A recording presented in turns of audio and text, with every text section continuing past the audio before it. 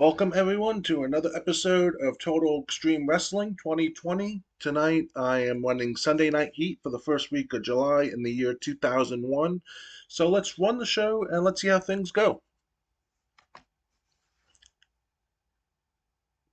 In an abysmal pre-show match, Aguilar defeated Nova by pinfall. This guy 25. In a pre-show bout that didn't have much heat and terrible wrestling, Gregory Helms, Shannon Moore, and Evan Courageous defeated Funaki, the Brooklyn Brawler, and Mark Henry when Evan Courageous pinned Brooklyn Brawler with a scoop slam.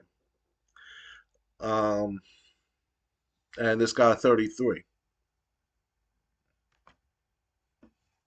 In a bout that had little heat and embarrassing wrestling, Elix Skipper defeated Brock Lesnar by pinfall with the overdrive. This got an 18. And that six-man tag should have been put on the show, and this should have been part of the pre-show by seeing how awful it did. A music video is shown promote Tori Wilson. This got 31. Steven Richards is standing backstage with Ivory. He goes, "For those of you who don't know me, my name is Steven Richards, and this is Ivory. It looks like WWF and WCW are ready to go to war against each other, but Ivory and myself are not ready. When I ran the right to censor, you were either with us or against us, but the other members of the right to censor, except for Ivory, continued to let me down. Before I can stand side by side with those guys from the right to censor or others in the WWF locker room, I need to know I can trust those guys and I won't be let down like the rest of the right to censor let me down. I'm not ready to participate in this war until I find more people like Ivory, people I know I can count on.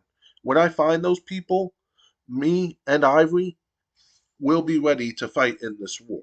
This guy 19. Didn't think Steve Richards would do that bad and handle the changes. Uh, Steven Richards changed to an impressionist gimmick, and it was awful.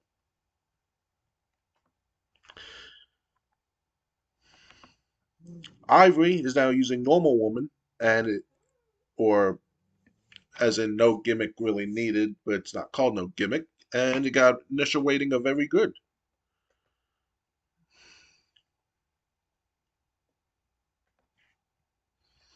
In a bout that had a little heat and embarrassing wrestling, Jamie Noble defeated Bruiser Mastino by submission with a guillotine choke. This got 21. A music is video shown promote Terry Runnels. This got 43. In a bout that had a decent reaction from the crowd but terrible wrestling, Mike Sanders defeated Nelson Knight by pinfall with a 3.0. This got 37. In a bout that had decent reaction from the crowd but subpar wrestling, Lance Storm defeated the Good Father by submission with a Canadian Maple Leaf, and this got a 43. Change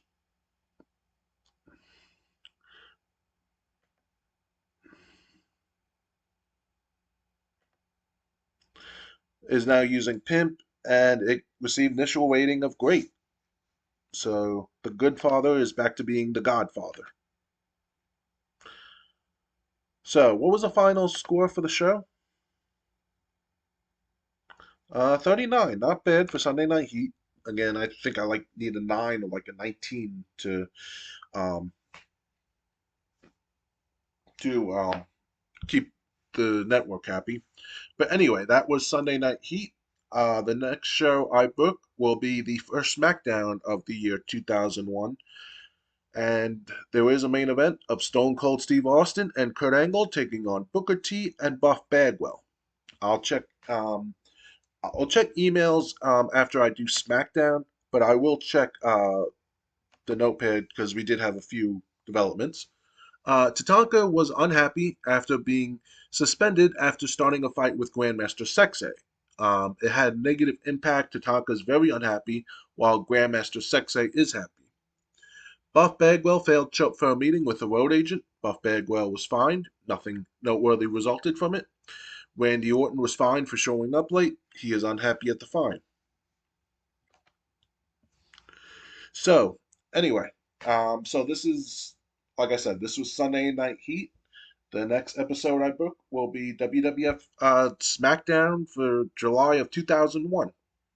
Until then, good night, everyone.